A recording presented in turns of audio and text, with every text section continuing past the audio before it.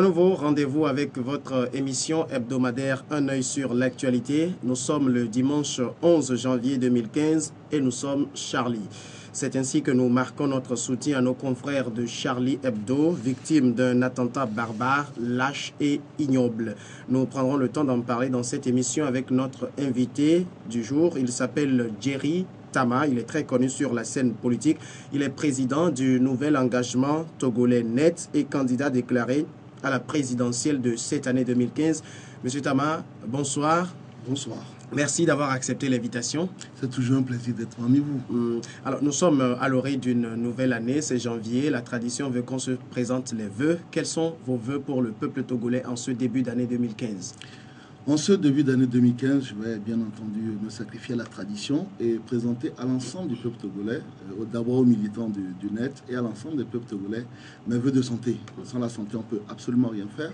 Donc mes vœux de santé, de prospérité aussi, que la situation que les gens ont au 1er janvier soit meilleure que celle qu'ils auront au 31 décembre 2015.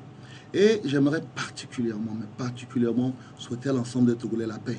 Nous abordons une année qui va être sensible sur le plan électoral, sensible même sur le plan de notre désir de vivre en commun, et que le Seigneur nous donne la tolérance, la vigilance et la patience pour qu'on préserve la paix, puisque sans la paix, nous ne pouvons absolument rien faire. Donc santé, prospérité et surtout paix à l'ensemble des Togolais. Merci beaucoup. Alors donc, comme je viens de le dire en introduction, nous allons commencer cette émission en parlant de ce qui a fait l'actualité en France. On sait qu'un odieux attentat a été perpétré mercredi dernier contre le journal français Charlie Hebdo. D'abord, une réaction. Je suis outragé et indigné parce que ce qui s'est passé. Je suis Charlie aujourd'hui parce que d'une part parce que j'ai un lien affectueux avec ce journal-là. Chaque fois que j'arrive en Europe, c'est souvent le premier que j'achète parce que on a une sorte de bouffée d'oxygène en lisant ce journal. Et catastrophé par le fait que c'est un des principes cardinaux de notre démocratie, la liberté d'expression et la liberté de la presse qui a été attaquée. C'est un désir d'attaquer même notre envie d'être ensemble en préservant ce principe fondamental. Donc je suis catastrophé.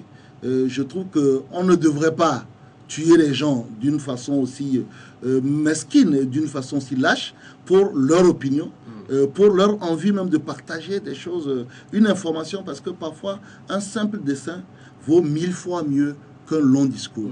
Et donc je suis horrifié et j'espère que tous les pays vont se coordonner pour que contre le terrorisme qu'on ait une seule réponse, la fermeté. Parce que là, c'est du terrorisme, il faut le dire. C'est du terrorisme, il y a pas. C'est du terrorisme, mais c'est du terrorisme lâche. C'est du terrorisme. Je peux accepter que des gens, pour exprimer leur volonté, leur opinion, affrontent des militaires en un combat d'égal à égal. À la limite, on n'aurait pas été autant horrifié si c'est un poste de police ou un poste de gendarmerie qui avait été attaqué. Parce que là, au moins, les gens, ils ont la capacité de riposter. Mais là, c'est de l'assassinat. C'est du terrorisme lâche. Ces gens qui ont commis ces actes-là ne sont pas des gens courageux. Parce qu'aller tirer sur des journalistes qui n'ont aucun moyen de riposte, c'est du terrorisme lâche. Alors, nous allons regarder un peu dans ce reportage un portrait de ces deux jeunes hommes. L'un s'appelle Chérif, l'autre s'appelle Saïd. Ils sont tous de la famille Kouachi. Ces deux jeunes hommes-là qui ont perpétré cet acte indigne. Voici la vie de recherche de Saïd et Chérif Kouachi, deux frères connus bien au-delà de nos frontières. Fichés depuis plusieurs années sur la liste noire américaine du terrorisme, il était interdit pour eux de prendre des vols à destination des États-Unis. Christiane Taubira, la garde des Sceaux, l'a confirmé ce matin à la télévision américaine. Saïd Kouachi, 34 ans, l'aîné des deux frères, s'est bien rendu plusieurs mois au Yémen en 2011 dans un camp d'entraînement dispensé par ACPA, Al-Qaïda en péninsule arabique. Un entraînement court et une consigne, frapper au plus près de chez soi.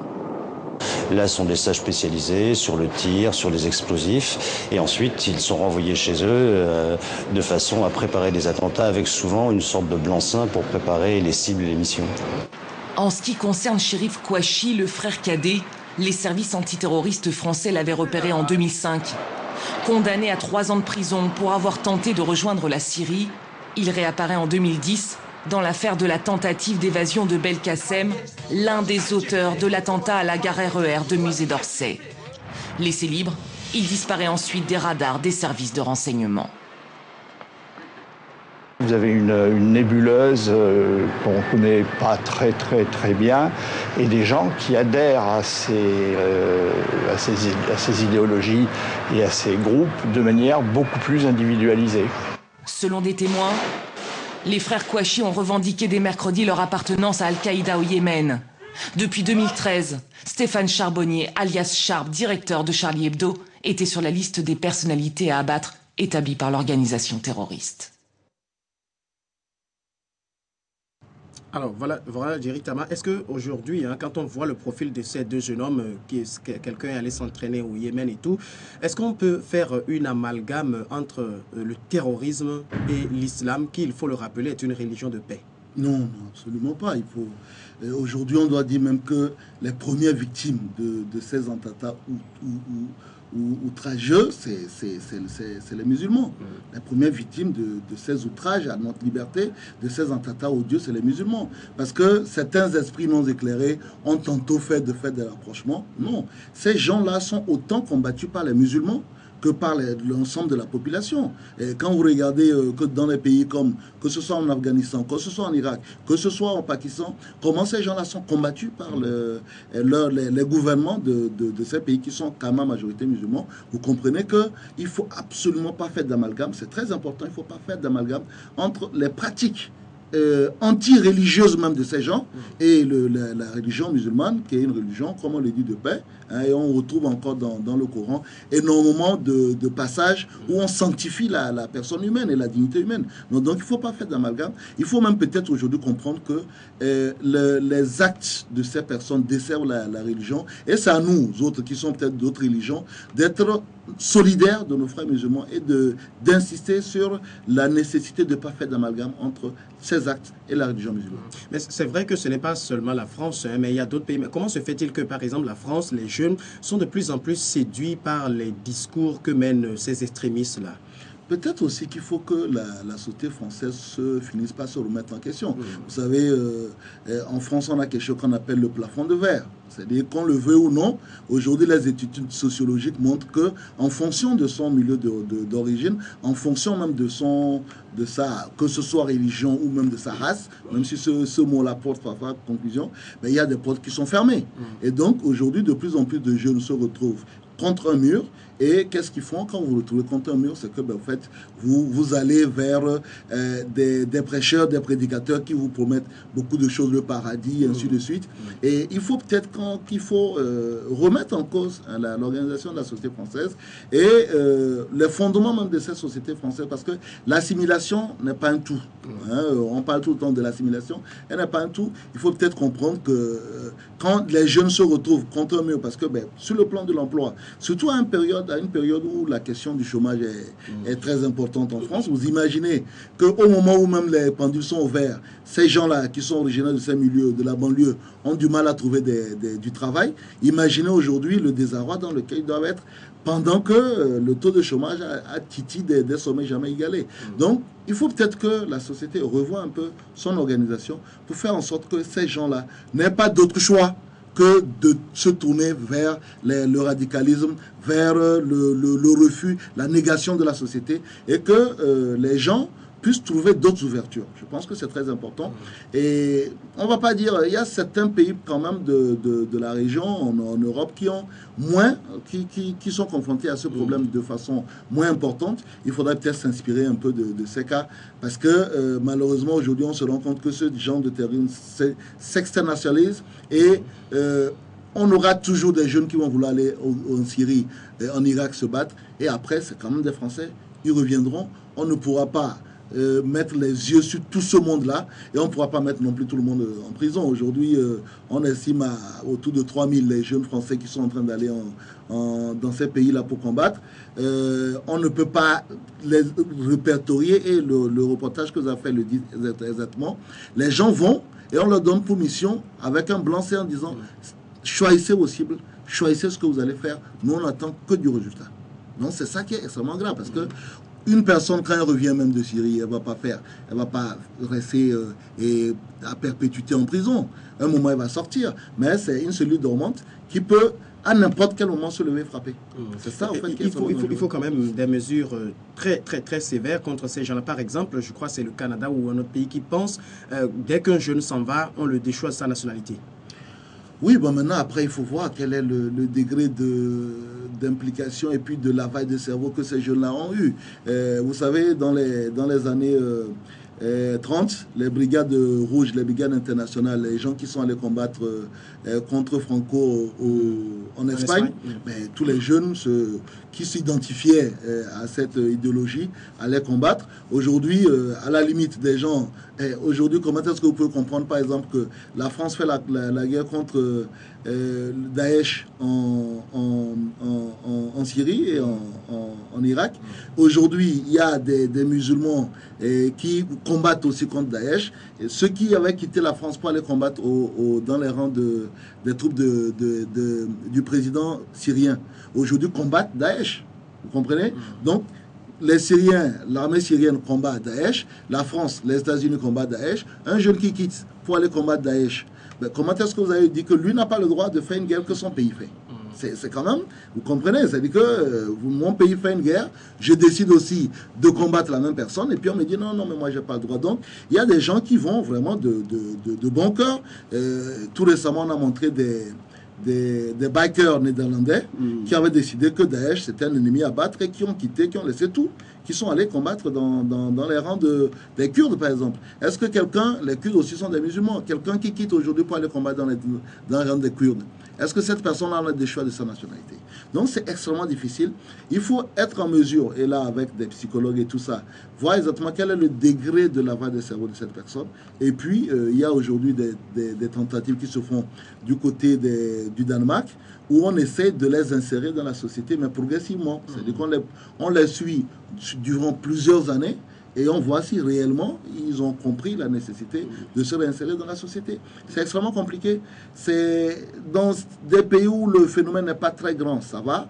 Mais aujourd'hui, malheureusement, et il faut aussi se poser la question, pourquoi la France est l'un des fournisseurs de troupes combattantes en Syrie et en Irak, c'est l'un des plus grands fournisseurs. Donc une chose suit son contraire. Donc peut-être qu'il faut revoir un peu le modèle social pour faire en sorte que les gens s'identifient plus au pays dans lequel ils résident, au pays pour lequel ils ont la nationalité. Parce que bon, des choix de la nationalité à tous ceux qui vont partir, si au Canada il y en a 200, 300, ça va, mais quand vous avez 5 000 à 10 000, après vous allez avoir des problèmes avec les parents, vous allez avoir des problèmes avec la justice, demain vous aurez même des problèmes avec l'Union européenne. Parce que après aussi, vous savez qu'aujourd'hui, la France est dans l'Union européenne et les décisions de l'Union européenne s'imposent à la France. Je pense que c'est difficile. Il faut absolument, à mon sens, revoir le modèle social et puis être en mesure de réfléchir à l'intégration. Le tout sanction, le tout pénal ne marche pas. On s'est rendu compte dans l'exemple de ces jeunes-là que dire, ok, vous revenez, on vous met 3 ans en prison parce que vous êtes allé en Syrie, mais après, vous sortez. Vous avez fini votre peine, vous le sortez. Et après, on a vu ce que ça donnait. Donc, le tout pénal ne marche pas. Il faut peut-être penser aussi à un suivi psychologique, à un suivi sur la durée, avec peut-être une obligation de se présenter régulièrement.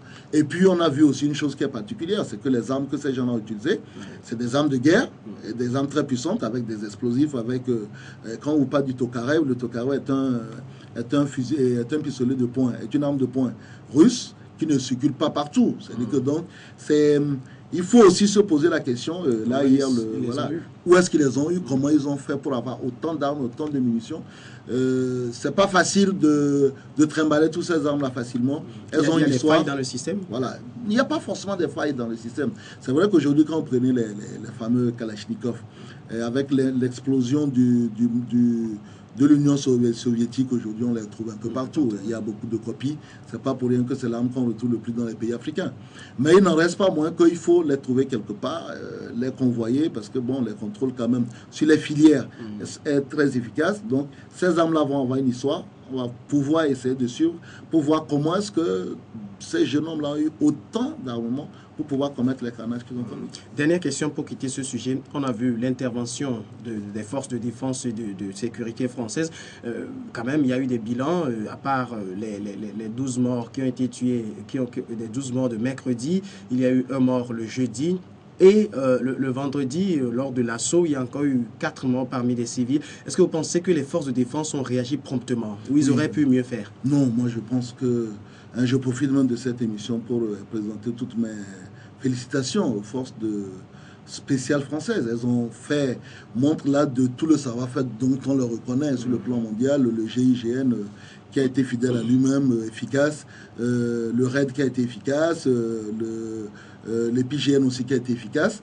Non, je pense que quand vous prenez les 4 morts qu'on a eu malheureusement avant-hier, le vendredi dernier, ben, au fait, selon le rapport du procureur de la République, le jeune Koulibaly avait déjà tué 3 personnes en rentrant dans le supermarché.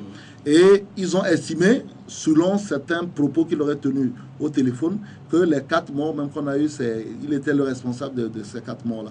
Donc non, je pense même qu'une telle opération avec près de 27 ou 28 morts et 28 otages, où on n'a que 4 morts, c'est vrai qu'on présente toute notre compassion aux familles des victimes, mais qu'on n'ait que 4 morts est plutôt quelque chose de très positif, parce que vous avez vu en Algérie, quand il y a eu une prise d'otages et que les forces spéciales ont intervenu, non, ça a été un bain de sang. Donc, elles ont fait montre d'une retenue et d'une précision exemplaire. Je pense que c'est quelque chose de très fiable, et on est bien content qu'on est dans un pays à avoir des forces aussi réactives, proactives et aussi efficaces.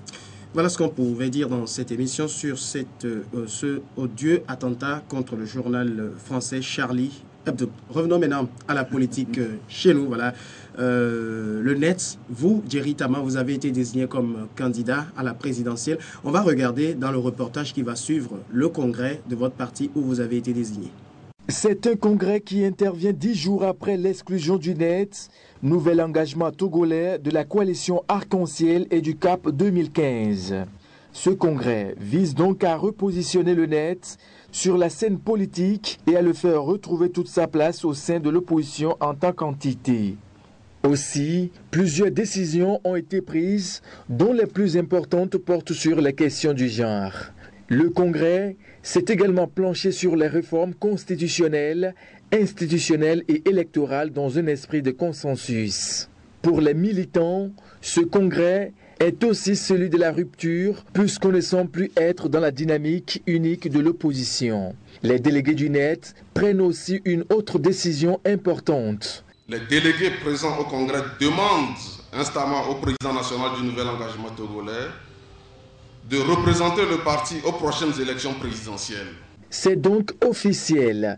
Le net aura son candidat à la prochaine présidentielle à la personne de Jerry Tama. Les congressistes ont décidé de porter la candidature du net aux prochaines élections, mais une candidature, on précise bien, à titre conservatoire, parce que vous savez qu'en fonction de ce qui va se décider demain, on aura soit une élection à 2 tours, ou une élection à 1 tour. Si nous sommes dans une situation d'une élection à 2 tours, le net ira jusqu'au bout du premier tour, quitte à accompagner, bien entendu, celui qui sera le mieux placé pour aller au 2e tour dans l'opposition. Et si nous avons une élection à 1 seul tour, le net versera naturellement sa candidature dans toute initiative concertée et crédible qui permettra d'avoir une seule personne face à Faure Gnassingbé en 2015. C'est le tout premier congrès statutaire du nouvel engagement togolais depuis sa création le 12 avril 2012. En 2 ans d'existence, le parti aura connu diverses fortunes, 2 fois membre de la coalition Arc-en-Ciel, puis 2 fois exclu. Le net semble vouloir aujourd'hui ne plus servir de béquille aux grands de l'opposition. Alors, Jerry Tama, vous êtes donc le candidat du nouvel engagement togolais. D'abord, dites-nous, est-ce que vous avez l'expérience pour affronter une élection présidentielle? Vous savez, l'expérience pour affronter une élection présidentielle, elle est d'abord dans la tête et ensuite elle est sur le terrain. Nous avons fait une élection nationale en 2013 où nous avons présenté des circonscriptions au nord, des circonscriptions au sud.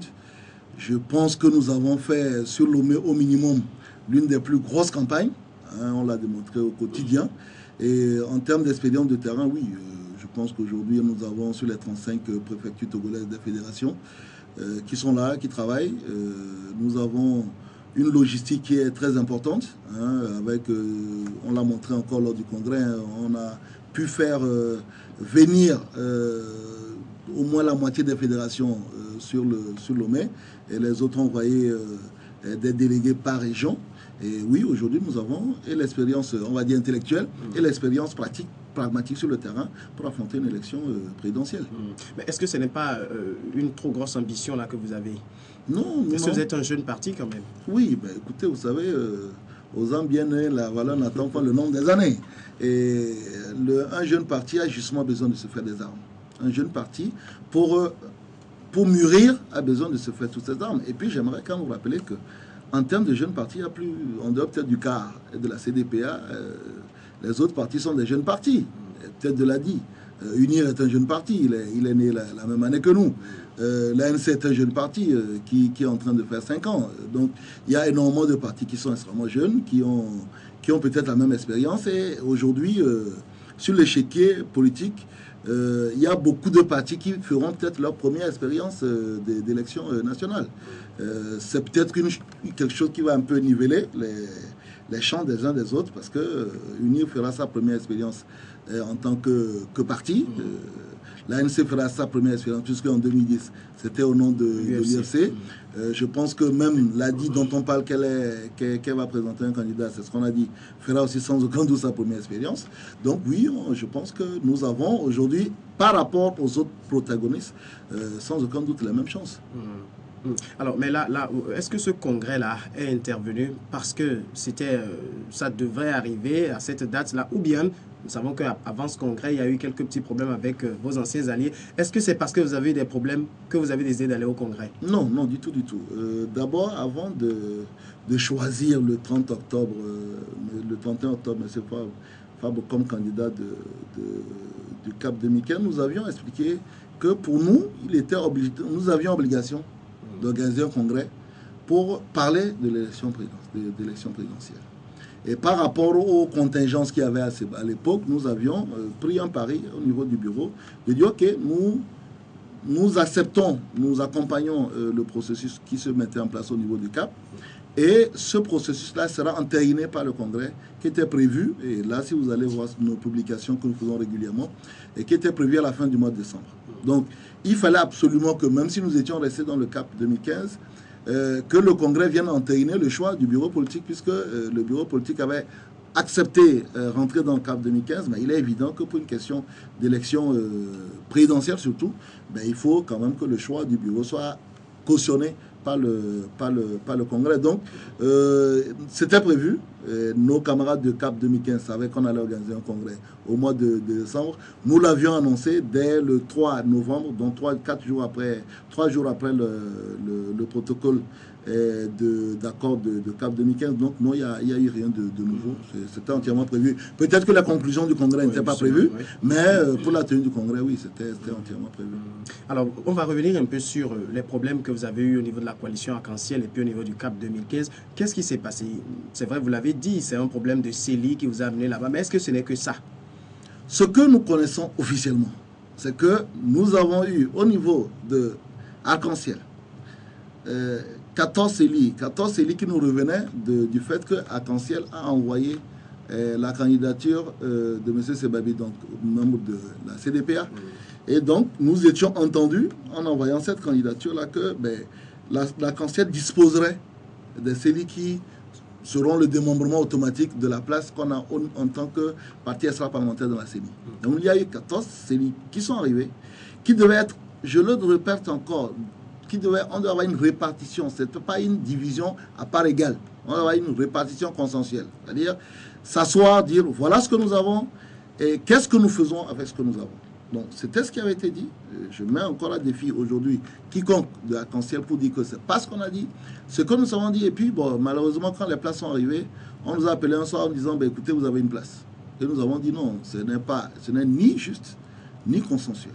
Ce n'est pas juste parce que 14 divisé par 4 ne font pas 1, et ce n'est pas consensuel parce qu'à ce jour, moi je vous parle, je ne sais pas encore les CENI qui reviennent à l'arc-en-ciel. À ce jour, bon, maintenant je ne suis plus là, c'est peut-être pour ça, mais on a dit ce n'est ni consensuel ni juste.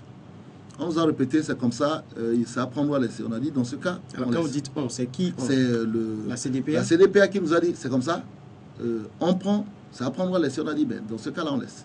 On ne peut pas imaginer un seul instant que nous sommes dans une alliance politique. Une alliance politique, ça veut dire que vous partagez les mêmes difficultés, les mêmes obstacles. Vous partagez le même temps d'existence sur le terrain et que quand il y a des ressources qui sont capitales, parce que nos militants qui sont sur le terrain, qui travaillent, il faut que quand il y a des choses, il y a des dividendes, que ces militants-là profitent de ces dividendes.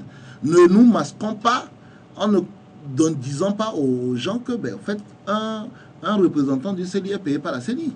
Et que ben, il y a quand même un enjeu financier qui est derrière.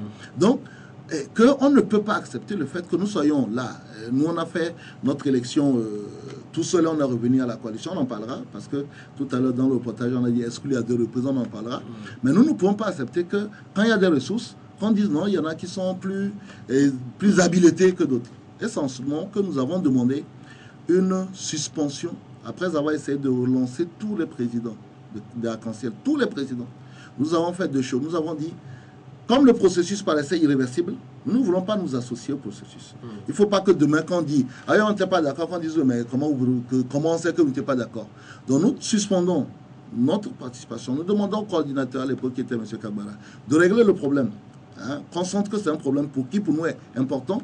Et nous avons, comme nous étions déjà dans CAP 2015, demandé à notre candidat de CAP 2015, qui est M. Jean-Pierre Favre, d'intervenir pour régler ce problème qui, bien entendu, met en péril l'unité même du groupe.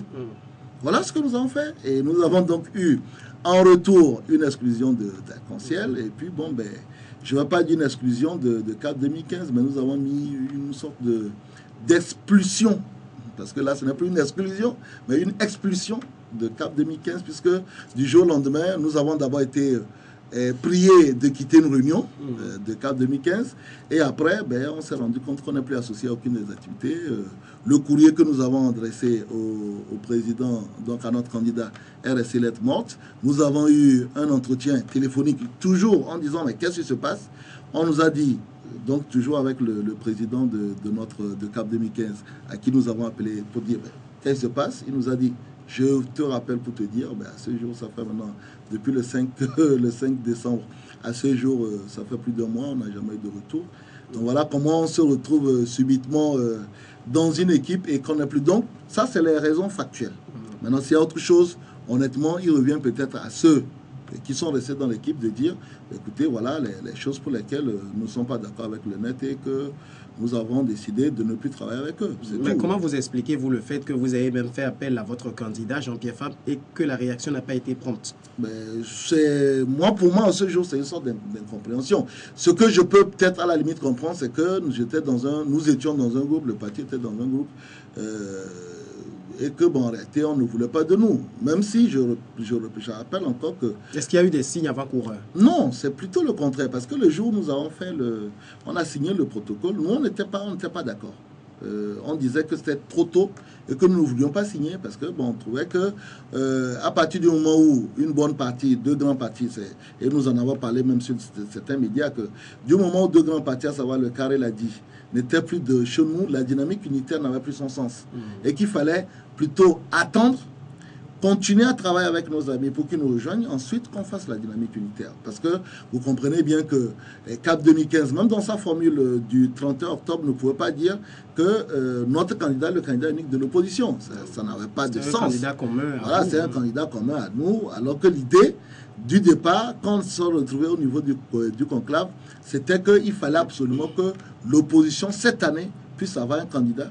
Et que, que ce candidat-là, surtout dans l'hypothèse d'une élection à un seul tour, puisse rassembler, mobiliser les 20% d'électeurs qui, depuis 2007, ne votent plus. Au fait, c'est ça l'enjeu, c'est-à-dire avoir un candidat unique pour que les gens commencent à croire en l'opposition. Mais maintenant, c'est vrai que les autres ont dit, si on a une élection à 2 tours, pourquoi on a un candidat? Oui, c'est vrai, si vous avez une élection à 2 tours, le candidat unique ne sera que celui que le peuple désignera pour le 2e tour.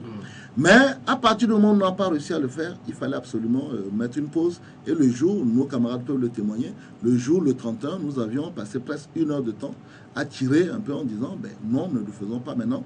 Et on nous a dit, non, non, mais écoutez, allons-y après. Donc on aurait pu peut-être à l'époque déjà nous dire, ben, écoutez, si vous n'êtes pas d'accord, c'est bon, c'est un bon débarras, vous pouvez partir.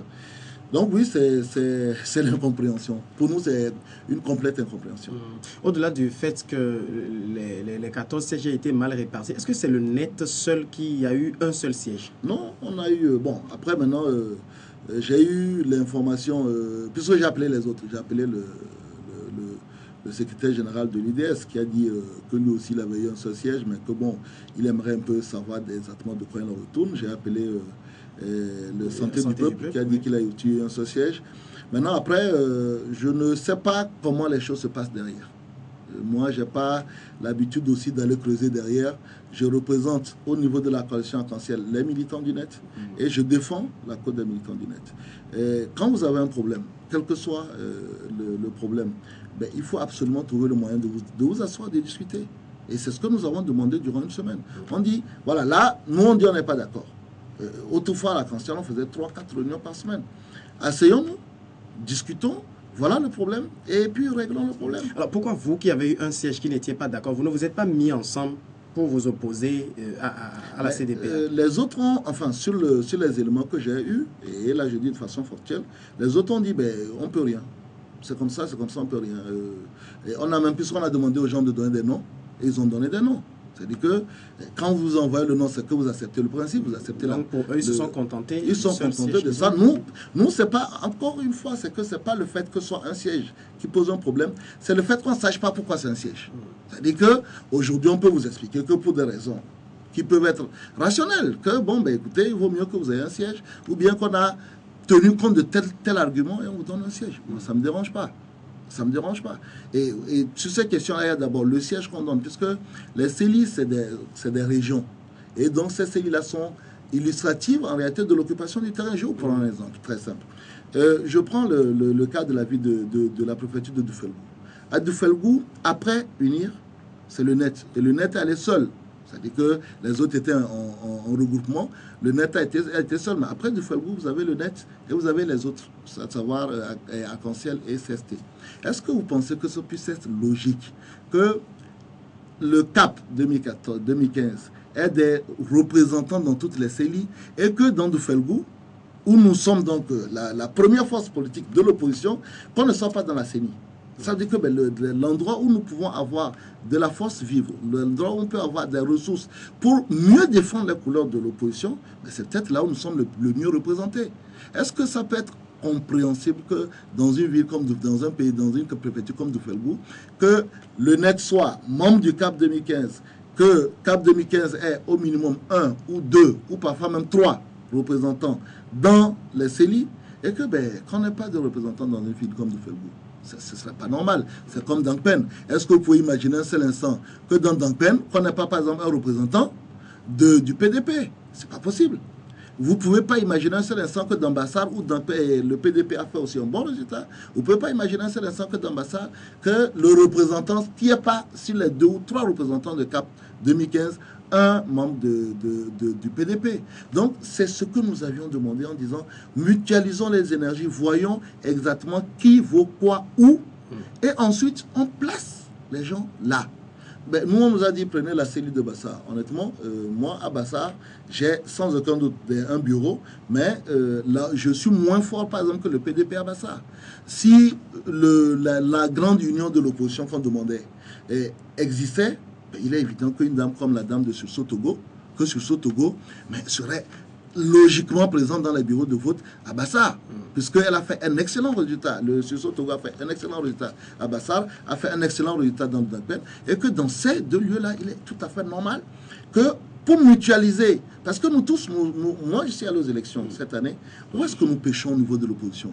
C'est les ressources humaines qui doivent être dans les CELI, dans les bureaux de vote. C'est ça, en fait. Il y a une mauvaise connaissance du terrain. Il y a une mauvaise connaissance du terrain, il y a une mauvaise occupation du terrain. Vous êtes aujourd'hui, vous arrivez dans des régions reculées du pays, vous allez dans les bureaux de vote. Je l'ai fait autrefois quand j'étais dans l'armée et que nous étions donc dans les forces de sécurité. Vous arrivez dans les bureaux de vote au fin fond du pays où on n'a pas de représentants de l'opposition. Ou bien quand vous en avez, en réalité, c'est des membres de UNIR ou bien à l'époque RPT qui ont juste, parce qu'on a besoin de gens, qui ont dit « Ok, d'accord, moi je suis prêt ». Mais vous rentrez là-bas, on l'a vu en 2007, où vous avez des bureaux de vote où, quand on fait le déploiement, les gens n'ont pas voté pour la partie qu'ils représentent dans le bureau de vote. Comment est-ce que ça s'explique? Donc, c'est la faiblesse que nous avons. Et ce que nous proposions à l'époque, c'était de dire, au lieu de dire, bon, moi je prends ici, moi je prends ici, c'est de dire qui est fort où. On donne ça et puis le reste, les grands partis, prennent le reste, sans problème. Mais nous, si aujourd'hui on disait que le net est en train de réclamer 10 ou 15 CELI, on a dit mais il est fou, que le net là ils sont fous. Mais nous avions pensé quand même que par rapport au travail que nous avons fait récemment, le truc qu'on aurait pu au moins avoir 3 ou 4 CELI, et par rapport à la nécessité de solidarité au niveau de Cap et d'Arc-en-Ciel, qu'on aurait pu avoir 3 ou 4 CELI et qu'on nous dise tout simplement que vous avez une CELI comme ça en nous balançant comme un os qu'on balance à un chien, que c'était ni respectueux de ce que nous sommes, ni efficace par rapport à l'obligation d'occuper le terrain qu'il y avait. Alors, est-ce que le fait que vous ayez quitté ou qu'on vous ait chassé de la coalition Arc-en-Ciel avait immédiatement pour corollaire qu'on vous sorte du Cap 2015? Logiquement non, puisque nous avons sur les déclarations que nous avons faites, vous avez bien remarqué que c'est les partis qui ont signé leur appartenance à CAP 2015. On n'a pas dit Arc-en-Ciel et CFT. C'est les partis, nous on a signé en tant que net, et donc automatiquement il n'y avait pas de corrélation qu'à avoir entre notre sortie, exclusion d'Arc-en-Ciel. Nous avions, sur le courrier même que nous avons adressé à notre candidat, dit qu'il était important qu'on règle rapidement le problème d'Arc-en-Ciel, surtout pour des besoins de sérénité dans le travail. Et que si on a des gros problèmes avec Arc-en-Ciel, ça allait jouer sur la sérénité que nous avons au niveau d'Arc-en-Ciel. Et nous avions pensé que en demandant à notre candidat de le régler, c'est que ça permettait de ramener la sérénité au niveau de CAP 2015. Nous ne nous attendions pas que d'une part on ait une exclusion au niveau d'Arc-en-Ciel et qu'on ne sait pas encore pas quel type de relation ou bien de corrélation, que automatiquement nous soyons expulsés. Donc je dis exclusion d'un côté et expulsion de l'autre.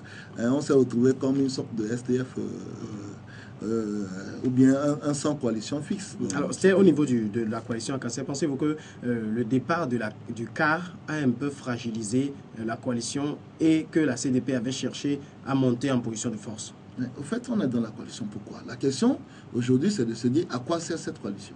Je ne dis pas qu'elle n'est pas utile, mais une coalition, nous avions dit à l'époque, c'était une coalition politique devant déboucher. C'était une alliance politique devant déboucher sur une alliance électorale. Donc aujourd'hui, est-ce qu'on a envie d'être leader d'une coalition pour le plaisir d'être leader d'une coalition, ou bien on a un objectif derrière? Il est évident que le départ, même s'ils ne l'ont jamais avoué officiellement, du CAR a fragilisé la coalition, parce que moi je l'ai toujours dit, toute coalition ou bien regroupement est locomotive.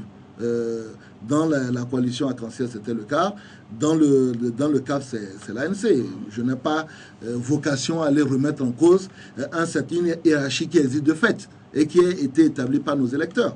Donc oui, il est évident que une fois que le CAR a quitté plus ou moins la coalition, l'existence même de cette coalition-là est remise en cause. Parce que bon, après, c'est peut-être lors de ces élections-là qu'il va falloir que chacun montre en réalité ce qu'il vaut.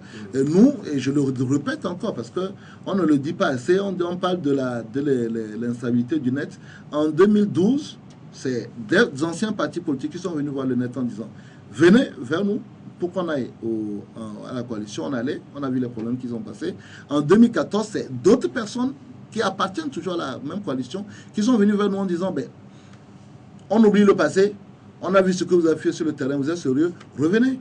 Et j'ai même perdu certains militants de mon bureau par rapport à ça. Mais ça veut dire que lorsque vous aussi, en tant que président, vous prenez des décisions, vous ne consultez pas? Non, je dis, nous avons consulté notre bureau.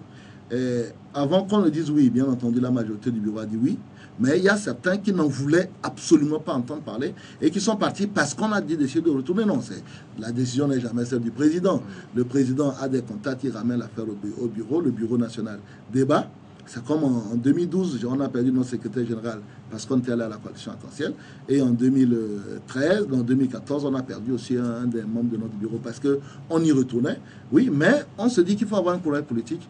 Nous ne pouvons pas, au moment où nous disons il faut que l'opposition soit ensemble pour gagner, au regard des résultats de l'élection législative de 2014, non 2013 plutôt, on ne peut pas dire oui, il faut que l'opposition soit unie. Et puis quand on vient vous appelle, on dit ben venez, vous dites non, non, non, on ne veut pas, il faut être cohérent. À la sortie, nous avons été les premiers à dire il faut absolument que l'opposition est ensemble.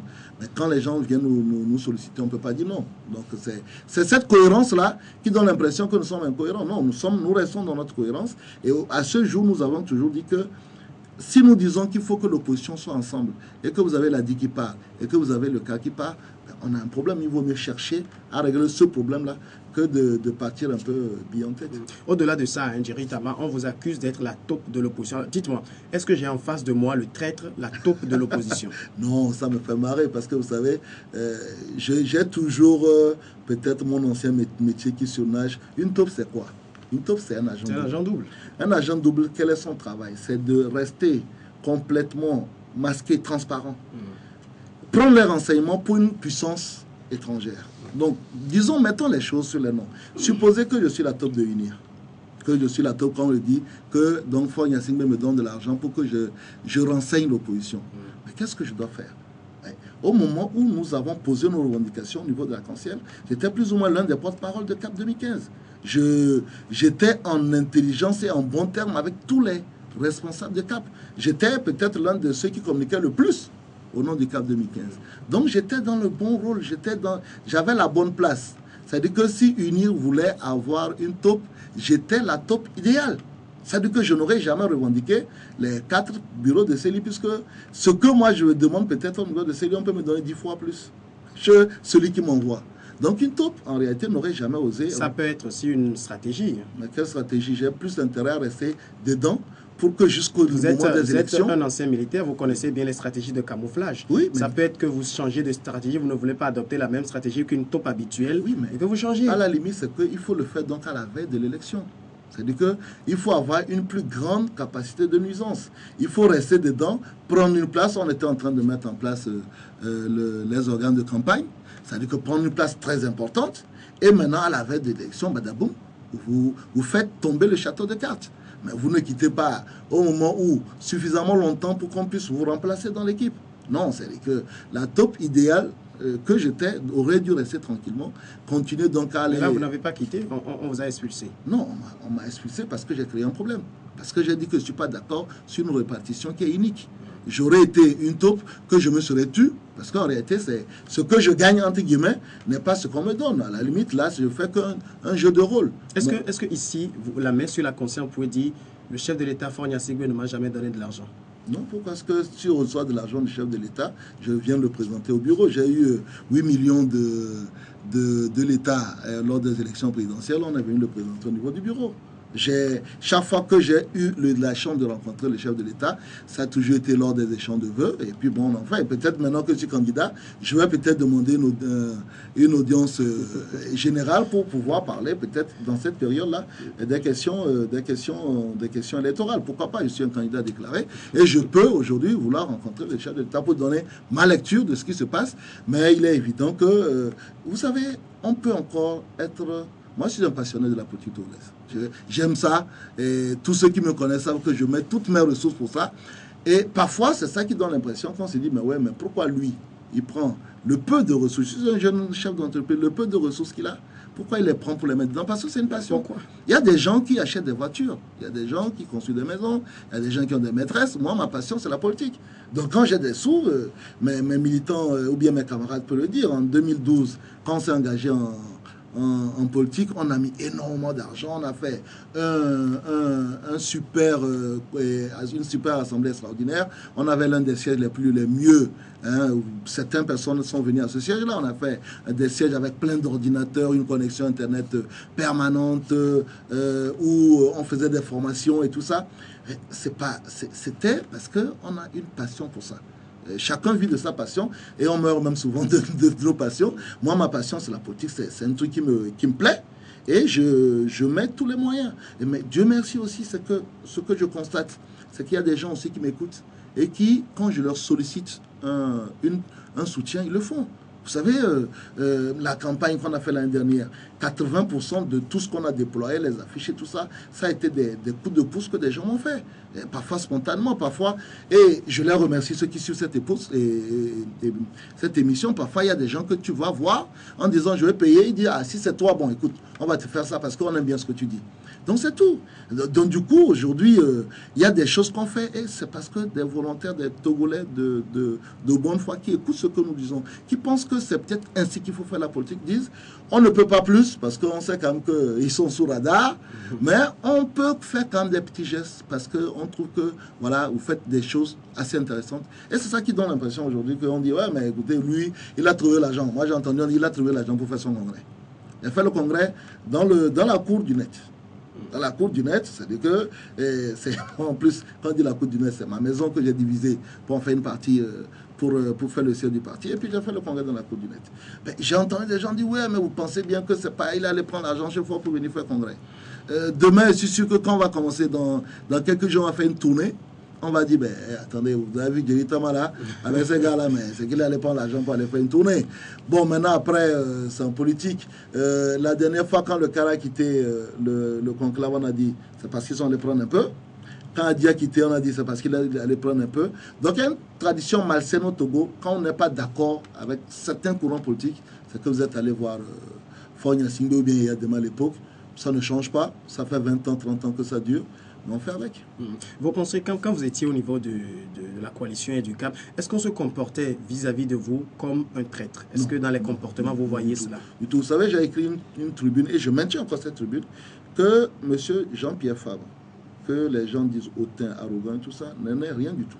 C'est quelqu'un qui est affable, qui a une grande érudition, qui lit beaucoup comme moi. Donc on avait au moins ce truc-là. Souvent, même à des réunions, il m'arrivait de sortir des citations, il retrouvait automatiquement, parfois il me semble le faire. Lui aussi fait sortir des citations dont je retrouve l'auteur.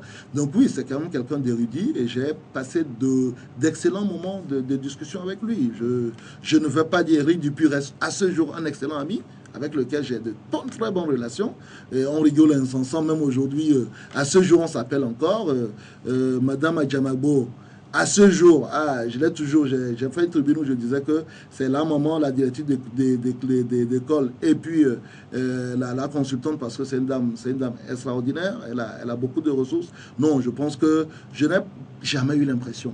Mais ce qu'il y a, et peut-être ce que je dénonce, c'est qu'il y a toujours des gens tapis quelque part qui disent telle personne méfiez-vous de lui parce qu'il est. Ces gens, c'est qui? Ben, c'est peut-être les militants. Moi, je lis de temps en temps, même dans la presse, des gens, de toute façon, c'est le fossoyeur d'eux. Et en étant moi-même responsable, je suis responsable de mon parti, je suis responsable, je suis chef d'entreprise. J'ai été commandant, j'ai commandé 200 300 militaires, j'ai été en opération. Quand vous êtes en situation de commandement, et qu'on vient vous rapporter des éléments sur quelqu'un avec 3 ou 4 sources différentes, vous finissez par vous poser des questions. Quand 4 ou 5 personnes viennent vous te dire, méfie-toi de telle personne, au bout d'un certain temps, vous dites, ah mais est-ce que... Voilà. Et puis donc, au bout, quand il y a un petit incident comme l'incident qu'il y a eu, il est évident qu'on aurait pu le régler autrement. Mais après, si les gens remontent en vous disant, ah ben c'est l'occasion de débarrasser de lui, moi je pense que c'est une erreur de le faire. Ben, maintenant, après, la roue tourne.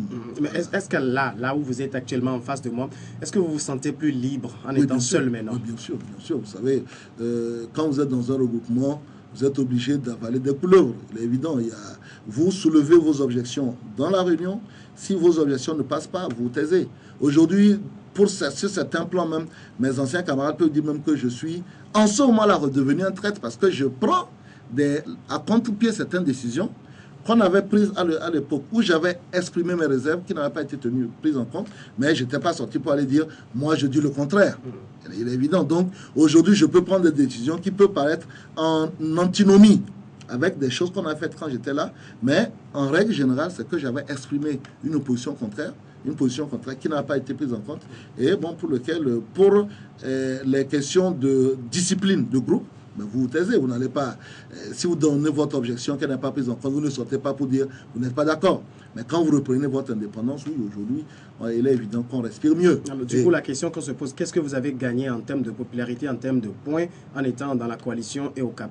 Est-ce que vous avez gagné quelque chose? La popularité, c'est le peuple qui le dit lors d'une élection. Aujourd'hui, on ne peut pas savoir est-ce qu'on a plus gagné, est-ce qu'on a moins gagné. Ce que je peux retenir, c'est que j'ai plus de demandes d'adhésion du net aujourd'hui, que ce soit des demandes fermes, directes, hein, ou que ce soit des demandes qui viennent par Internet, et ainsi de suite. Ça, je le sens tout de suite. Aujourd'hui, il y a plus de personnes qui, même des personnes responsables qui disent, bah, écoutez, nous, on a envie de travailler avec vous, qu'il y a quelque temps. Donc, si je dois dire que j'ai gagné quelque chose, en retrouvant mes racines, mes sources, la source de l'engagement primaire du net, qui consistait à dire, faisons la politique autrement, faisons parler les Togolais, ne parlons pas au nom des Togolais, ne disons pas, quand nous parlons, ne prenons pas le peuple à témoin, parce que nous ne donnons pas suffisamment la parole au peuple. Et aujourd'hui, le net revient à cet engagement initial, faisons parler les Togolais, laissons les Togolais parler. Donc en faisant quoi? En allant sur le terrain, en faisant de la formation citoyenne, parce que Samuel, quand aujourd'hui tu vas à Goué, je ne parle même pas de Tchévier, à Goué, et tu demandes aux gens c'est quoi vos histoires de réforme, les gens vont vous dire qu'il ne faut pas que force se présente, et les autres vont vous dire que c'est des histoires politiques, ils ne savent pas de quoi il s'agit. Il faut qu'on revienne à la sensibilisation citoyenne et à la formation politique. Quand vous allez à Tchévier, vous allez à Dalavé, vous allez dans le Yotor, vous allez à Kinikondi, à Sikakondi, vous allez à Tchekpo, je vous fiche mon billet que les gens ne savent pas ce que c'est que CAP 2015, ce que c'est que les questions de réforme. Il faut retourner sur le terrain et faire en sorte que ce soit la population qui comprenne les enjeux. Et peut-être, on sera surpris de voir que, en réalité, nos histoires de réforme, là, les gens s'en foutent. Que peut-être que leur premier problème, c'est de pouvoir actuellement conserver les récoltes, parce qu'on a énormément de pertes liées à la mauvaise conservation des récoltes, de trouver l'argent pour acheter l'engrais. Peut-être aujourd'hui, il y a un gros problème, nous ne maîtrisons pas l'eau au Togo. On parlera plus tard dans nos projets, mais avoir une meilleure maîtrise de l'eau pour pouvoir faire 2 saisons, parce que les paysans, à partir de maintenant, ils vont faire 6 mois, ils ne font rien. Alors que dans d'autres pays, on peut faire 2 saisons, des cultures de contre-saison, si on a une bien maîtrise de l'eau et de l'irrigation. Donc on peut être surpris de se rendre compte que quand on va sur le terrain, et nous, on va faire une vidéo, on va poster sur les 2 semaines de tournée qu'on sera sur le terrain, on va poster par jour une vidéo où on prend quelqu'un dans un village perdu et on lui dit, dis-nous ce que tu veux. Si moi, là où je suis président demain, dis-nous ce que tu voudrais que je fasse pour toi. Et on sera surpris de voir que ce que le vrai peuple, celui pour lequel tous les gens disent le peuple a dit, qu'en réalité, on est très loin des préoccupations de la population togolaise. Alors, mais si retourner dans une coalition était à refaire, est-ce que vous Jamais, referez? jamais, c'est fini. Non, aujourd'hui, ce qu'il faut faire, c'est faire ce qu'on appelle des rassemblements ad hoc. C'est-à-dire que si demain, je ne veux pas aller aux élections, je demande à mes militants de soutenir Jean-Pierre Farr, par exemple, c'est tout. Maintenant, si je veux à titre individuel l'accompagner dans sa campagne, oui. Mais les regroupements, on a compris que ça ne marche pas parce que chacun vient toujours avec son idée. Et malheureusement, beaucoup viennent en pensant qu'ils vont utiliser les autres juste pour se maintenir. Ça ne marche pas. Ça ne marche pas aussi parce que nous sommes tous des fortes têtes et que quand vous prenez 10 fortes têtes que vous mettez quelque part, ça finit par exploser. Non, je pense qu'il vaut mieux faire des regroupements. Donc, par exemple, aujourd'hui, pour les manifestations, pour les réformes, on aurait pu tout simplement, au lieu de dire c'est telle personne qui convoque, dire bon, écoutez, on se concerte de façon informelle. On décide de faire une manifestation pour telle chose. Après, chacun rentre chez lui. Alors, du coup, après votre congrès, c'est vous qu'on a désigné comme candidat. Est-ce que c'est une manière de dire que vous ne croyez plus beaucoup en Jean-Pierre Fabre? Jean-Pierre Fabre est un candidat. Il a des qualités. Hein, il ne les aurait pas que nous n'aurions pas entraîné sa candidature. Il a des qualités. Il est d'abord le président du parti qui est le plus représenté, le plus représentatif de l'opposition au Togo. Donc il a des qualités. Il a aussi des défauts, comme tout le monde d'ailleurs. Et je crois, comme je l'ai dit, que nous étions dans une hypothèse de si nous avons une élection de tour. Mais si nous avons une élection de tour, il est évident que... mais là, vous n'êtes plus dans une hypothèse de candidature à titre conservatoire parce que vous rentrez en tournée très bientôt. Non, on rentre en tournée, mais non, ce que je veux dire, c'est qu'aujourd'hui, le net a décidé de tracer sa voie. Le net a décidé de ne plus rentrer dans des combinaisons qui nous ont fait perdre en réalité du temps. Hein, vous savez, on a arrêté toute activité de terrain quand on rentre dans les regroupements parce que d'abord, c'est très prenant, on fait 3, 4, 5 réunions par semaine. Et puis, bon, chaque fois que vous voulez faire quelque chose, il faut penser à associer les autres. Donc, ça devient très, très lourd. Hein. Et au niveau de l'arc-en-ciel, ça fait combien de fois on a prévu faire des activités. Même au titre d'arc-en-ciel, on n'a jamais rien fait. Donc, aujourd'hui, le net a décidé de retracer sa voie. Et puis, de signer la rupture. Aujourd'hui, nous pensons que cette classe-là, aujourd'hui, est disqualifiée. C'est-à-dire qu'il faut signer la rupture et revenir à des fondamentaux. Nous ne pouvons pas continuer à faire des choses qu'on a fait depuis 50 ans pour le parti qui est au pouvoir et depuis 25 ans pour l'opposition. Il faut signer la rupture. Il faut maintenant oser d'autres personnes. Et ces autres personnes-là, c'est nous, aujourd'hui. Il faut oser mettre l'accent sur d'autres personnes, une nouvelle jeunesse qui est là, qui monte et qui a envie de montrer autre chose que ce qui se fait, ce qui ne fait pas le passé. Donc, oui, M. Jean-Pierre Farfan, d'autres leaders de l'opposition ont la qualité, mais nous, aujourd'hui, nous signons la rupture, nous disons la politique, elle doit être faite autrement, elle doit être faite au nom du peuple togolais, par le peuple togolais, en donnant la parole au peuple togolais. Ce n'est pas ce que les autres font actuellement. Non, écoutez, moi je trouve scandaleux que nous soyons aujourd'hui à moins de 2 mois d'élection, à perdre notre temps à parler des questions de réforme. Si M. Fogna Singbe, peut-être on en parlera tout à l'heure, si M. Fogna Singbe veut faire 4, 5, 6 mandats, libre à lui. Nous avons un pays qui a 60% de taux de pauvreté, et ce 60% de taux de pauvreté, les personnes qui sont responsables de cette paupérisation excentrique de notre pays, c'est ceux qui sont là au pouvoir depuis 50 ans. Mais disons à ces 60% de pauvres, votez pour quelqu'un d'autre que celui qui est responsable de votre misère. Ça ne doit pas être compliqué. Avec la misère qu'on a au Togo, on ne doit pas perdre notre temps à parler de réforme, surtout si la personne qui est au pouvoir ne veut pas en faire. S'il ne veut pas en faire, tant mieux, tant qu'à faire, laissons-le avec. Et puis allons dire au peuple togolais, sanctionne celui qui est responsable de ta misère. C'est tout simple. Allons sur le terrain. Et ça, c'est quelque chose qu'on réclame depuis, nous au niveau de l'Union, on réclame depuis 3 ou 4 mois, en disant, laissons tomber, si la réforme, si M. Fogna Singbe ou bien Uni veut les faire, on est preneur. Mais si on ne veut pas, il n'y a pas de problème. Allons prendre le peuple à témoin. Et la meilleure façon de le faire était d'avoir une dynamique unitaire. On ne l'a pas, tant mieux. Aujourd'hui, nous disons, signons la rupture, donnons la parole au peuple. Est-ce que le net va manquer à la coalition et au CAP? On n'en sait rien. Ça va être simplement un épiphénomène, votre exclusion. Vous savez, on a toujours dit que de toute façon, le net ne vaut rien. Le net, c'est Jerry Tama et ses 2 enfants. Donc, à la limite, quand vous êtes aussi insignifiant, ben, vous n'allez manquer à personne. Vous savez, il y a une antinomie et parfois même une incongruité. Au même moment, on dit, vous ne valez rien, que vous, là, le net, là, c'est petit. Maintenant, quand vous partez, on dit, c'est vous qui êtes à la base de la division de l'opposition, que c'est vous qu'on vous a envoyé en réalité pour casser l'opposition. Ça n'a pas de sens. Soit vous ne valez rien, 1 divisé par 0, ça fait 0, ou bien alors vous valez quelque chose et en ce moment-là, on a intérêt à vous garder. Ou bien, vous ne pouvez pas ne rien valoir et au même moment être un frein ou bien un obstacle à l'opposition. Nous, on est parti du principe qu'on dit qu'on ne vaut rien. De toute façon, le NES, c'est rien. C'est un petit parti de rien du tout. On dit lui-même, eux, là aussi, c'est opposition, ça. Donc, c'est bien. Nous, ça nous arrange. Nous, ça nous arrange. On va tracer notre sillon et on verra au lendemain des élections si, en réalité, la voie que nous avons choisie, quelle est la voie de la rupture, est-ce que celle-là, elle a des résultats ou pas? Maintenant, elle peut ne pas avoir de résultats aussi, mais vous savez, le net a toujours dit aussi, on s'inscrit sur le long terme. En réalité, nous, on aurait pu dire, on le dit souvent sous forme de boutade, que nous sommes CAP 2025. Nous disons, nous sommes jeunes, il faut transformer le citoyen togolais. Il faut faire en sorte que ce citoyen-là, il comprenne les enjeux et qu'il sache pourquoi il vote. Il faut éviter, il faut tout faire pour que les gens ne votent pas parce qu'on les a mis en courant rapidement à la veille de l'élection du courant, qu'on leur a donné quelques sacs de riz par hasard, ils ont eu 1000 francs, 2000 francs, qu'ils le prennent, c'est pour eux, mais qu'après qu'ils sachent pourquoi ils votent. Et avant qu'ils ne sachent pourquoi ils votent, il faut qu'ils sachent pour qui ils votent. Il faut qu'il sache pour qui il vote. Et pour qu'il sache pour qui il vote, il faut qu'il ait connu la personne, qu'il ait rencontré, qu'il sache quel est son programme, qu'est-ce qu'il veut faire des Togolais. Et tout ça, là, on ne l'a pas. Aujourd'hui, vous avez des formations politiques, quand vous leur demandez, mais c'est quoi votre programme, ils vous disent, le programme, c'est le départ de force. C'est pas normal. Un programme politique ne peut pas se résumer au départ de quelqu'un. Moi, personnellement, et je le dis, à qui bon le vouloir, moi, je n'ai pas de problème avec M. Fogna Singbe. J'ai un problème avec UNIR, j'ai un problème avec le RPT, qui a appauvri ce pays. Mais je n'ai pas un problème avec Fogna Singbe. Et je ne comprends pas pourquoi on fait une fixation en disant que quelqu'un doit se présenter ou ne pas se présenter. Moi, ce n'est pas un problème. L'alternance, ce n'est pas que Fogna Singbe se présente ou ne se présente pas.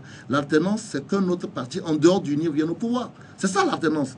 Imaginez aujourd'hui, Fogna Singbe dit, bon, je ne vais pas, et je vais dire, bon, on prend Samuel. Ok, voilà. UNIR présente Samuel. Est-ce que vous pensez que, avec le travail ou le non-travail que l'opposition fait aujourd'hui sur le terrain, est-ce que les choses vont changer en 2015? Non.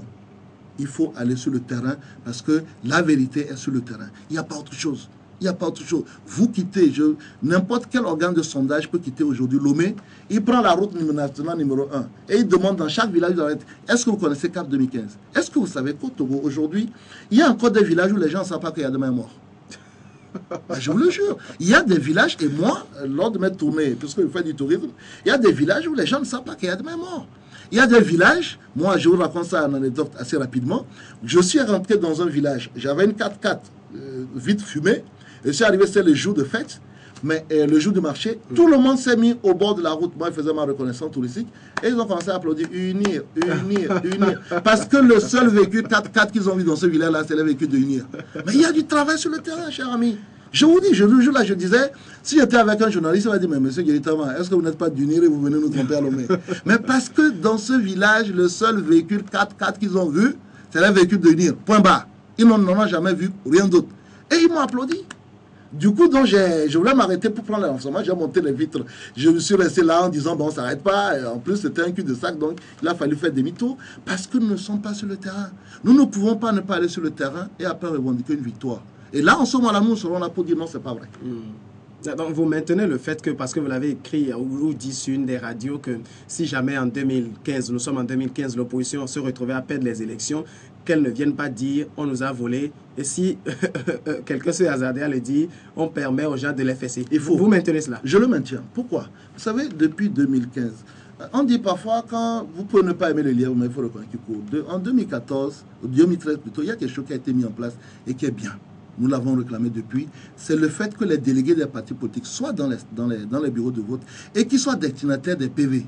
Ça veut dire que moi, par exemple, je n'étais pas dans la CENI, je n'étais pas dans les CELI, mais au moins, je pourrais mettre des délégués dans tous les bureaux de vote. Il est évident que ça revient extrêmement cher, mais c'est en cela que l'intérêt de la mutualisation des énergies intéressantes.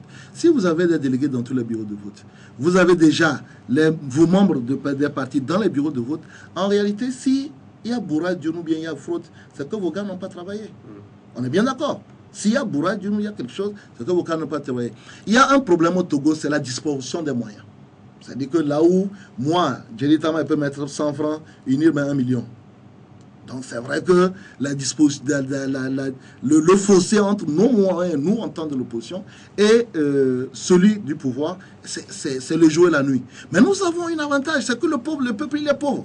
Et que le peuple se rend même compte que c'est à la veille des élections qu'on leur donne l'argent. Et si nous arrivons, parce que le Togolais n'est pas bête, si nous arrivons à leur parler, ce peuple-là va se réveiller. Mais si nous faisons ce que nous sommes en train de faire aujourd'hui, arrêter à Lomé à dire que tout va bien, tout va mal, et que finalement, nous allons à ces élections, parce que moi j'ai entendu des formations politiques dire sans les réformes, les élections n'ont pas de sens. Peut-être que ces gens-là vont rester dans leur logique. Mais s'ils ne restent pas dans leur logique et vont aux élections pour après dire qu'on les a volés, nous, on sera les premiers à dire, pardon, si les gens peuvent nous frapper, on n'a qu'à nous frapper. Nous-mêmes dedans aussi, si demain faire les élections, que je ne vais pas sur le terrain, je ne mets pas des délégués dans les bureaux de vote, parce que je ne suis pas dans la CENI, je ne suis pas dans les bureaux de vote, je ne mets pas des délégués, donc je ne suis pas en mesure de contrôler, superviser les élections, et que je viens dire qu'on m'a volé, et pendant que je dis qu'on m'a volé, je ne prouve pas, parce que c'est ça le problème. Monter la matérialité de la fraude, que je ne suis pas en mesure de le faire, mais je dis qu'on m'a volé, et que je dis, bon, c'est moi qui ai gagné, mais en ce moment-là, je pense que si les gens sortent derrière moi, je dois me préparer quand même à être comme un Usain Bolt pour prendre les 100 mètres plats. Alors, maintenant, dernière question, pour qu'on quitte et parler maintenant des réformes. Vous êtes candidat, pourquoi? Nous sommes candidats parce qu'il faut signer la rupture. Nous sommes candidats parce qu'il faut montrer qu'il y a une autre façon de faire la politique. Une façon de faire la politique qui met l'accent sur les réels problèmes des Togolais. Les réels problèmes des Togolais, parce que de 2006 à 2010, quand Faure Gnassingbé a pris le pouvoir en 2006, nous avions 61% de taux de pauvres dans le pays.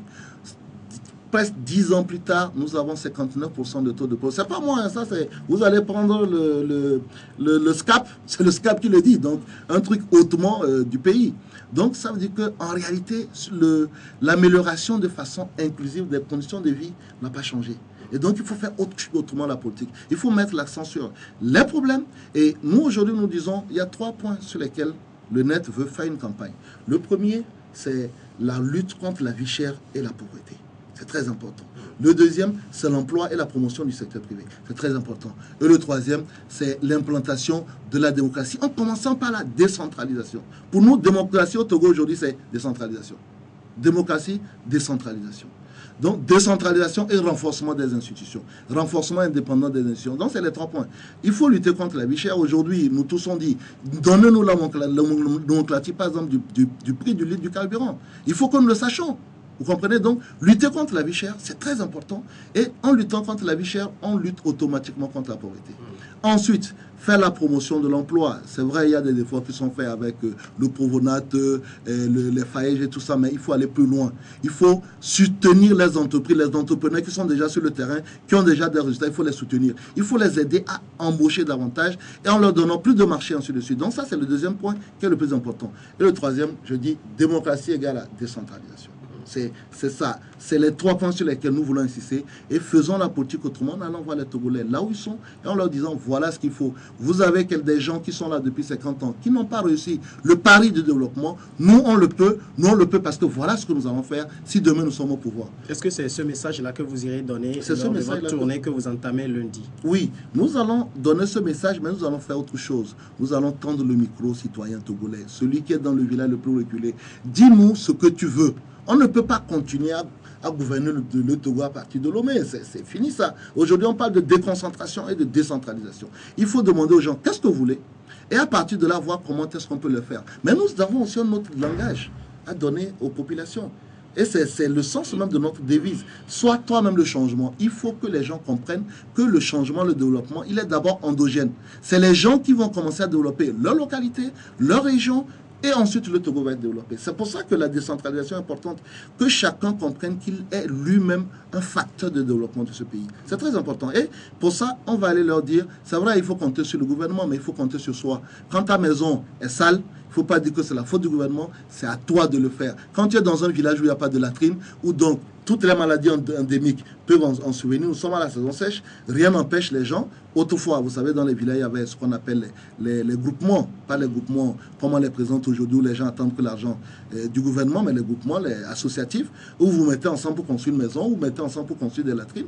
Oui, les gens peuvent consacrer 1 ou 2 journées de la saison sèche pour dire on construit des latrines. C'est comme ça on développe son milieu. Il ne faut pas systématiquement attendre tout du gouvernement. Le gouvernement va faire, avec la décentralisation, une dévolution de ressources vers les collectivités, mais il faut aussi que les gens comprennent que le développement il est endogène et que c'est chacun qui est un acteur de développement. Et voilà ce que nous allons dire aux populations conscientes sur le terrain. Quelles sont les localités que vous ciblez? Nous faisons 3 grandes régions. La première semaine, donc du 11 au 14, nous serons d'abord Tandjouaré, ensuite nous serons dans le 5AC, Tone, Pendjal, et on finit par Loti pour la région des Savanes. Après, dans la deuxième semaine, donc du 14 au 18, même au 20, nous serons dans la région de la Kara. On fera les 7 préfectures de la région de la Kara. Donc Kéran, Bina, Doufelgou, Dampen, Bassa, Assoli et Koza, bien entendu. Et dans la dernière semaine du 21 au 24, nous ferons Tchaoudjo et Chamba. Et si nous avons encore les ressources, nous attaquerons peut-être Saute-Bois pour finir avec Blita et revenir à Lomé.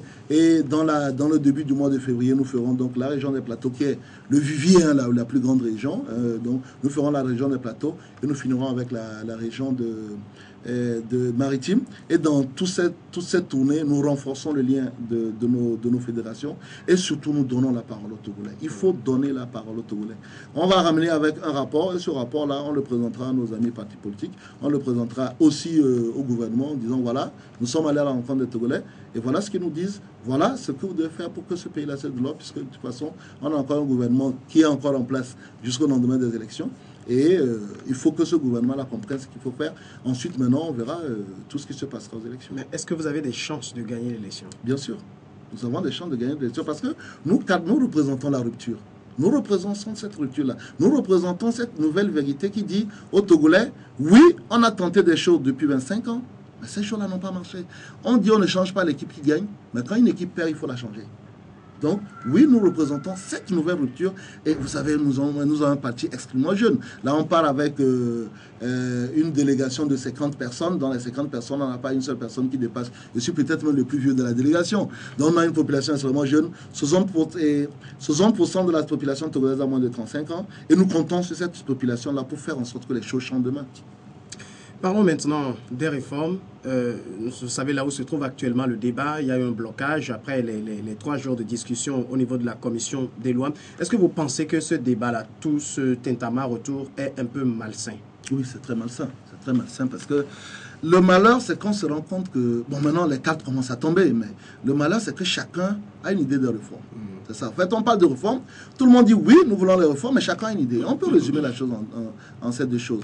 D'une part, nous avons UNIR qui a eu le mérite d'abattre les cartes récemment en disant nous, ce que nous voulons, c'est qu'on fasse table rase du passé et qu'on reprenne à zéro.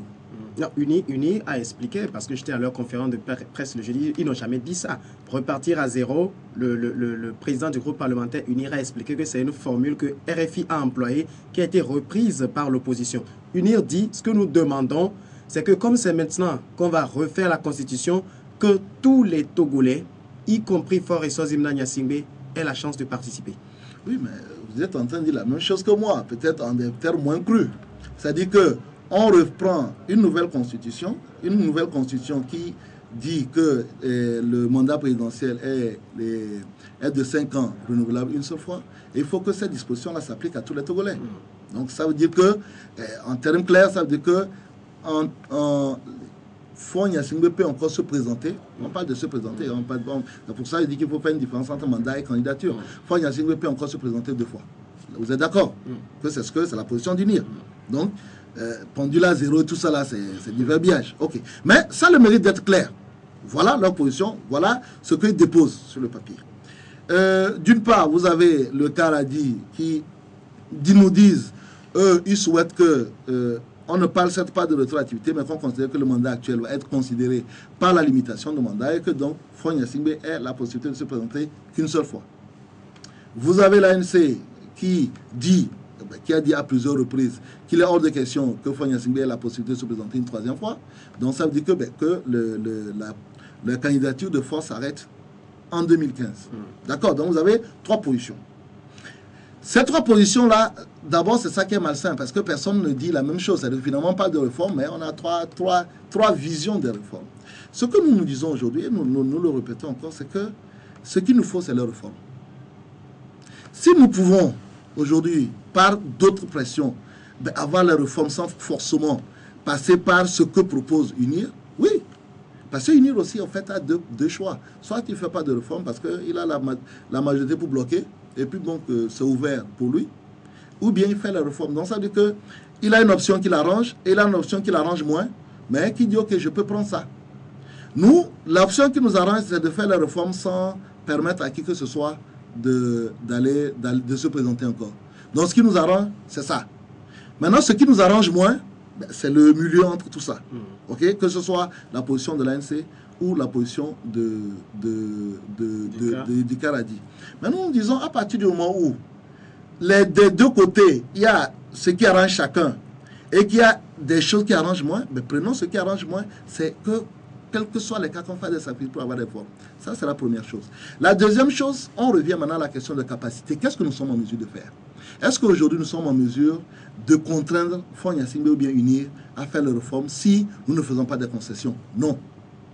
Sauf si nous pouvons faire sortir 1 million, 2 millions, 3 millions de Togolais. On se rend compte qu'aujourd'hui, c'est extrêmement difficile. Donc, il faut faire des concessions. Et moi, je dis, ne perdons pas notre temps à cette histoire-là. Mais on dit, UNIR veut qu'on donne la possibilité qu'il y ait 2 mandats. Donnons-lui les 2 mandats, prenons les réformes. Allons prendre le peuple en témoin et que le peuple décide de celui qui va être au pouvoir en 2015. C'est tout simple. Ils veulent 2 mandats, donnons-leur, il n'y a pas de problème. Non, 2 candidatures, donnons-leur. Et pendant ce temps-là, allons sur le terrain, disons aux Togolais, vous savez, le monsieur, le président de la République, il a fait 10 ans. Maintenant, vous savez, dans tous les pays, on prend le cas du Ghana, ils font 10 ans. Au Bénin, ils font 10 ans. Au Burkina, ils vont commencer à faire 10 ans. C'est seulement au Togo, et lui veut faire plusieurs années. Est-ce que vous êtes d'accord? Les gens vont dire non, on n'est pas d'accord. Donc, allez le prouver dans les yeux.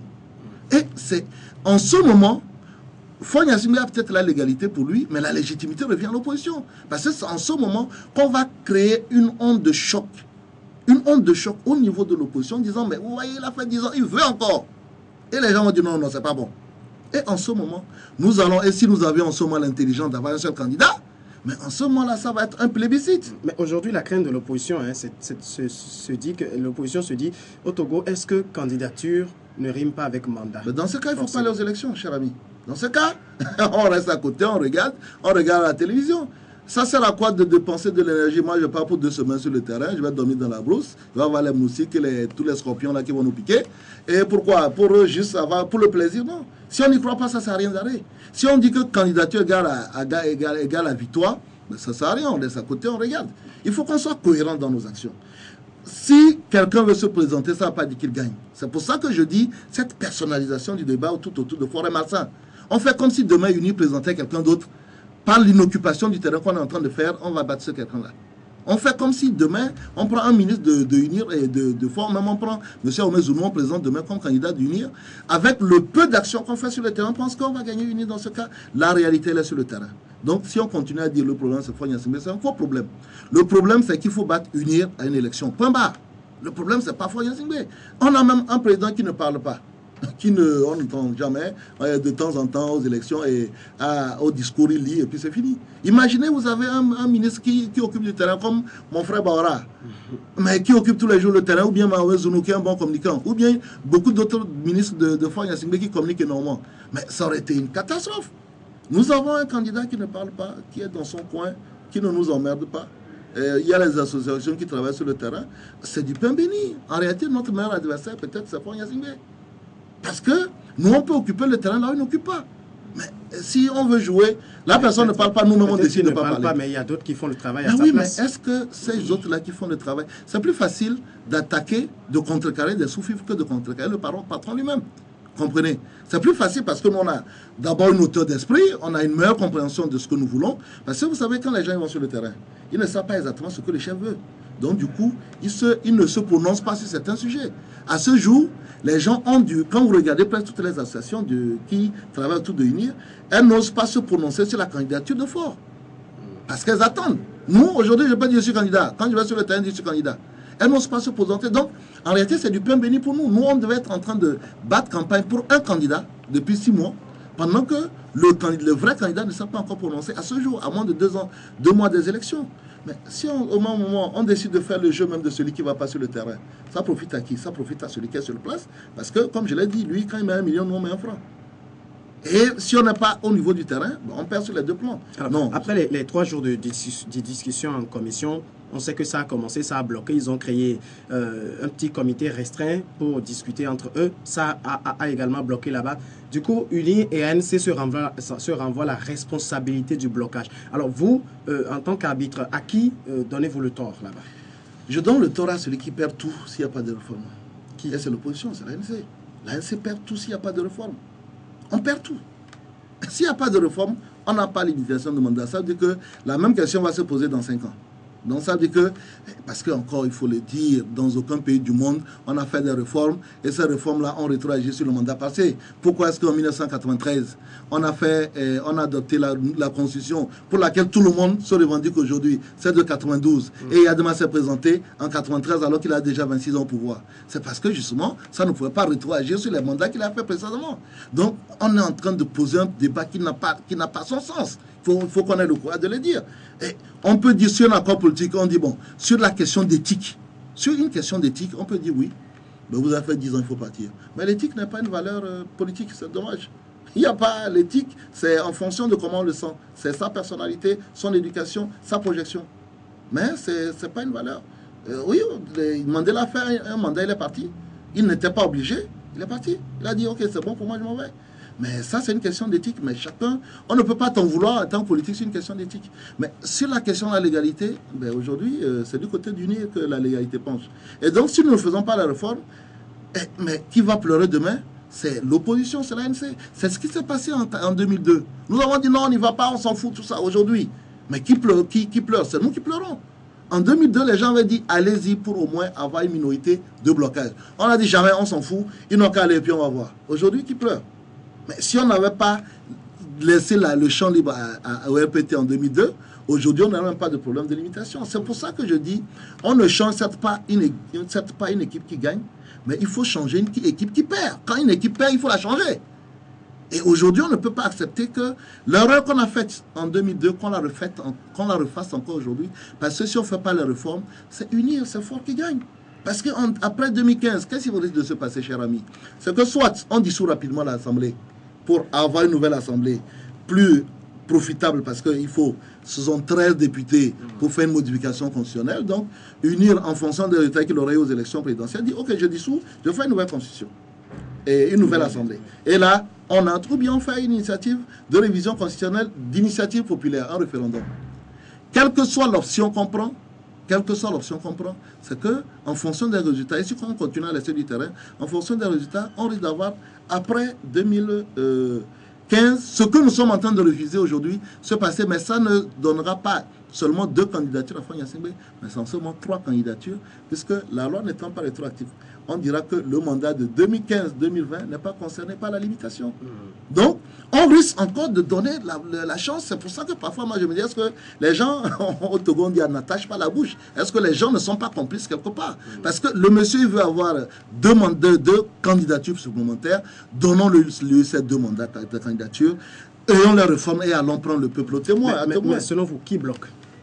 Ben, les deux blocs. Mais les 2 blocs, celui qui le unir bloque parce que ça l'arrange, que ça dure, que ça traîne, il n'y a pas de problème. Et l'ANC bloque, mais ça, je ne sais pas pourquoi. Vous ne savez pas pourquoi? Non, moi, je ne sais pas. Aujourd'hui, il y a une chose qui est évidente. Si on ne fait pas de réforme, c'est l'opposition qui perd tout. Donc, il faut le faire. Il faut le faire en se disant, au pire des cas, hein, à l'ombre du godo-godo, au moins que la personne, on se dise que si on doit encore être avec fort, qu'au pire des cas, en 2025, qui ne soit plus avec nous, au lieu de faire en sorte que, vous savez, les jeunes qui sont nés en 2005, les jeunes qui sont nés en 2005, en 2025, ils auront 20 ans. Donc, nous qui sommes nés, moi je suis né en 115, j'ai mangé du général Gnassingbé, ben, en 2025, j'aurai 50 ans et je serai toujours avec on va dire le même patronyme. Moi, j'ai rien contre le fait que ce soit de père en fils, mais faisons en sorte que ça change. Mais si on déroule le tapis, ben, tant que la personne a la légalité à lui, il faut peut-être qu'on dise aux téléspectateurs qui nous suivent que si nous ne faisons pas la réforme en 2015, on ne sera exclu d'aucune organisation internationale, on sera mis au banc d'accusés d'aucune organisation internationale. L'ONU ne va pas dire que le Togo n'est pas une démocratie parce que la longévité d'un parti au pouvoir. Au Japon, le parti républicain fait 50 ans au pouvoir. Les ministres changent, mais le parti est là. Et la longévité même de quelqu'un au pouvoir, vous prenez aujourd'hui l'Allemagne, ben, la dame a fait combien d'années? Donc, ni la longévité d'un parti au pouvoir, ni la longévité de quelqu'un d'un région au pouvoir n'est un principe antidémocratique. Donc, qu'on se le dise, si on ne fait pas de réforme en 2015, personne ne viendra dire que le Togo n'est pas une démocratie, personne ne viendra dire que le Togo est une dictature, et qu'en réalité, c'est l'opposition qui perd tout. Mais comment vous expliquez le fait que l'opposition, sachant qu'elle perd tout, et c'est elle-même qui bloque par des jeux de procédure? Ça me dépasse. Honnêtement, je serais peut-être dans le CAP 2015 que je vous dirais. Mais bon, il faut peut-être inviter un représentant de CAP 2015. Oui, mais vous êtes un observateur. Non, vous avez suivi un test dont on se réclame initiateur, qu'on a introduit, et au même moment, pendant qu'on est vice-président de la commission des lois constitutionnelles, on dit que cette même commission n'est pas compétente pour connaître du test. Au même moment que la Cour constitutionnelle avalise, dit que la Constitution peut connaître, on y va et on pose encore d'autres problèmes. Comment vous expliquez cela? Je suis du même avis que le professeur Gougué qui est passé ici tout récemment. C'est quelque chose qu'on ne comprend pas. D'autant plus qu'en ayant évoqué l'invalidité ou bien l'incompétence de la commission des lois, ben, ce qui aurait été logique, c'est qu'une fois que la Cour constitutionnelle dit qu'elle est compétente, ben, c'est qu'on boycotte au fait les travaux dans cette commission-là. Ce qui aurait été logique. On trouve que vous n'êtes pas compétent, donc je ne vais pas aux discussions. Là, ça aurait été une certaine logique. Mais bon, on dit, ok, on saisit la Cour constitutionnelle, elle prend une décision.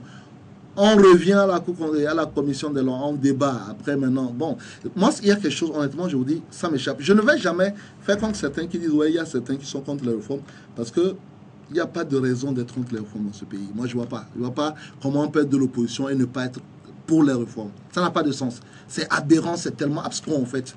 Mais, par contre, je n'arrive pas à trouver de la logique et de la cohérence dans les réactions. Peut-être qu'il y a autre chose. Moi, vous savez ce que je m'étais dit? Je m'étais dit que, comme partout dans les systèmes politiques, il y a des discussions internes, souterraines, ce qu'on appelle les fameuses passerelles, voilà, et que du fait de passerelles, les gens font traîner un peu le temps que les passerelles aboutissent. Donc, en réalité, les premiers obstacles, je disais, ouais, c'est normal, c'est pour que ça aboutisse.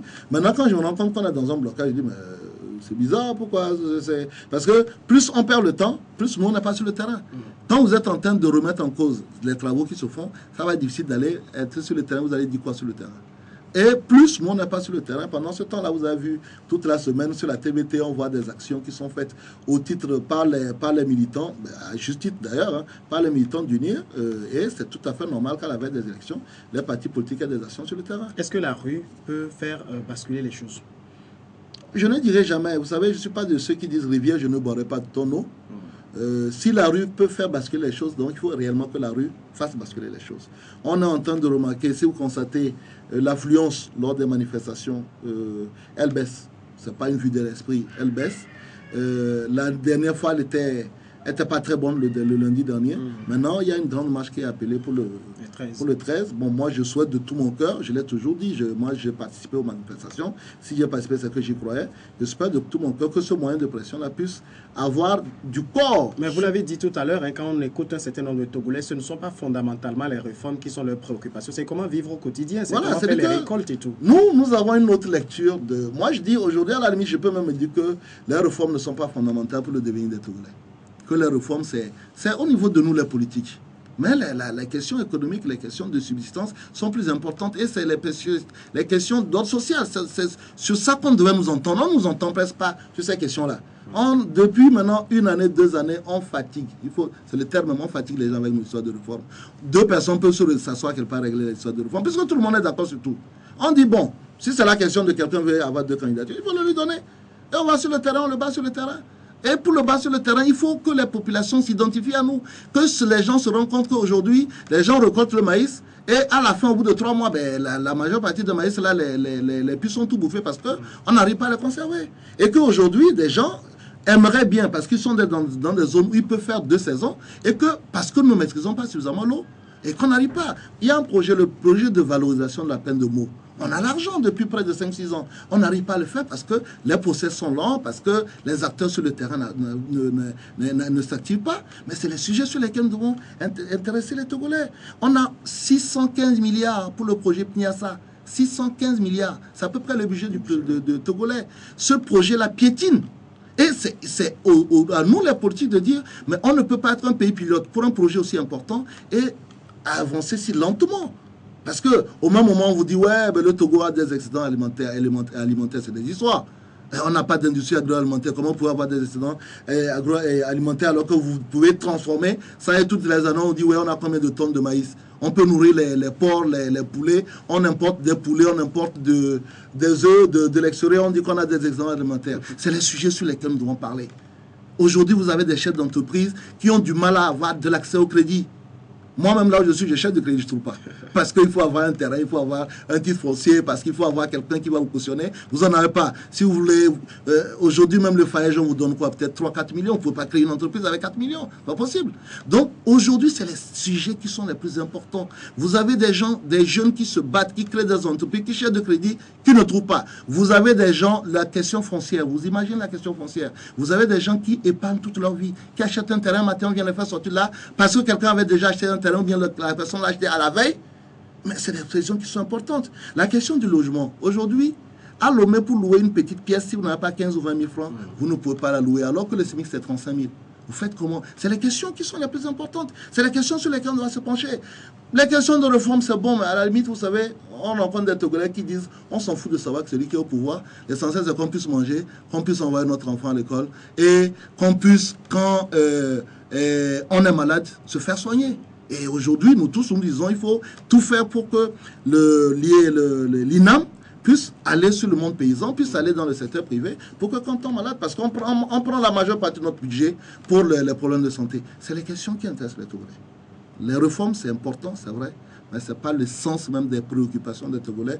10 policiers peuvent s'asseoir et régler les problèmes de réforme, et ensuite on va s'occuper de ce qui fait l'essence des Togolais, et comment faire pour aller de 60% à au moins de 50% de taux de pauvreté au Togo. Ça doit être l'objectif de tous les politiciens. Alors, Jerry Tama est candidat. Si en 2015, au lendemain, nous sommes en 2015, c'est pas pourquoi je parle comme ça, au lendemain des résultats, Fort et Sozimna Nyasingbe déclaré vainqueur, est-ce que vous prendriez votre téléphone, vous l'appelleriez pour lui dire bravo?